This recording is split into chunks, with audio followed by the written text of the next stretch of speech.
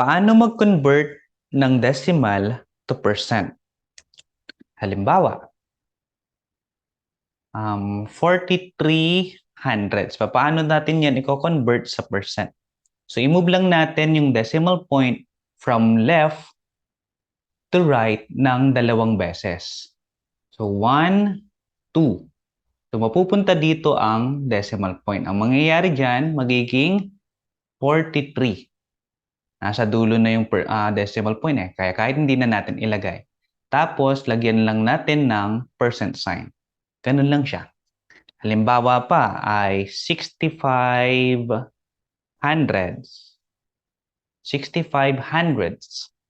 So, ko-convert lang natin, move lang natin yung decimal point from left to right ng dalawang beses. 1, 2.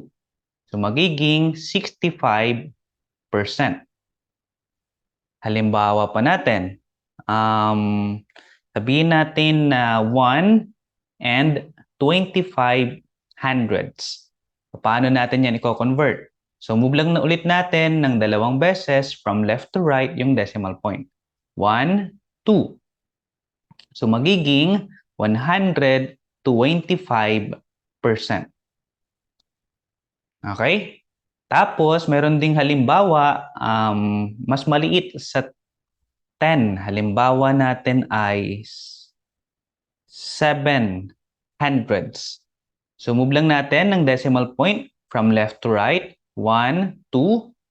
So, magiging, ang maiiwan dyan ay 0.7 o kahit na 7 na lang.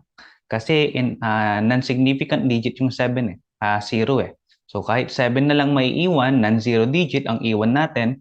Tapos, lagyan lang natin ng percent sign.